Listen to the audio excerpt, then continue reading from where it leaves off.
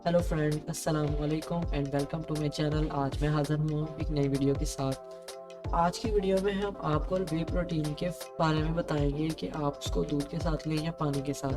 तो वीडियो शुरू करने से पहले अगर आप मेरे चैनल पर नए हैं तो जल्दी से मेरे चैनल को सब्सक्राइब कर लें ताकि मेरी हर आने वाली नई वीडियो आप तक पहुँचती रहे और आप कोई वीडियो मिस ना कर दें। क्या आप ये जानना चाहते हैं कि वे प्रोटीन को दूध के साथ लिया जाए या पानी के साथ? आज हम इसके बारे में बात करेंगे और ये जानेंगे कि एक्सपर्ट इसके बारे में क्या कहते हैं। दोस्तों, वे प्रोटीन लेबल को पढ़ने के बाद हमें ये समझ में आता है कि वे प्रोटीन को पानी के साथ लेना चाहिए या दूध के साथ, लेकिन वो हमें इन दोनों के दरमियान का फ़र्क नहीं बताते हैं। तो मैं आपको इसी चीज़ के बारे में बताऊंगा।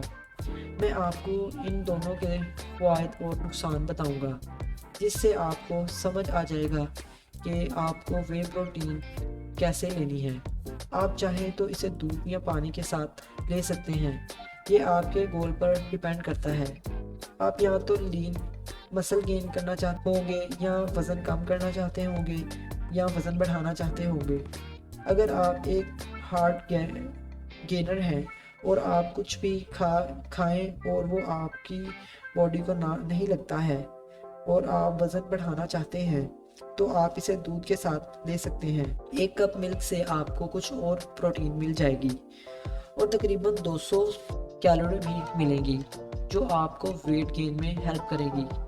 जैसे कि आपको पता है कि वेट बढ़ाने के लिए कैलोरी सरप्लस ज़रूरी है, लेकिन अगर आप वेट लूज या लीन मसल गेन करना चाहते हैं तो आप इसको पानी के साथ खा सकते हैं, क्योंकि तब आपको ये ध्यान रखना पड़ता है कि आपकी बॉडी में कार्ब्स और फैट से ज़्यादा कैलोरी ना जाए। मतलब आपको कैलोरी को बराबर रखना होता है। दूसरी बात जो आपको ध्यान में रखनी है कि आपकी बॉडी मिल्क से कैसे रिएक्ट करती है। कुछ लोगों को जानता हूँ मैं जो दूध से सेंसिटिव हैं, और जब वे प्रोटीन को दूध में मिलाकर लेते हैं तो वो और ज़्यादा सेंसिटिव हो जाते हैं और इससे अच्छे से डाइजेस्ट नहीं कर पाते। लेकिन जब आप प्रोटीन को मिल्क के साथ लेते हैं तो प्रोटीन स्लोली एब्जॉर्ब होती है। तो इसके लिए एक अच्छा सा सल्यूशन है कि आप इसको मॉर्निंग में दूध के साथ ले सकते हैं। लेकिन वर्कआउट के दौरान आपकी मसल फाइबर डैमेज होती हैं। इनको रिपेयर करने के लिए हमें वर्कआउट के बाद ऐसी प्रोटीन की ज़रूरत होती है जो जल्दी से एब्जॉर्ब हो जाए। इसलिए वर्कआउट के बाद पानी के साथ ही वे प्रोटीन लेनी चाहिए। कुछ ब्रांड्स की वे प्रोटीन दूध के साथ अच्छी तरह मिक्स हो जाती हैं।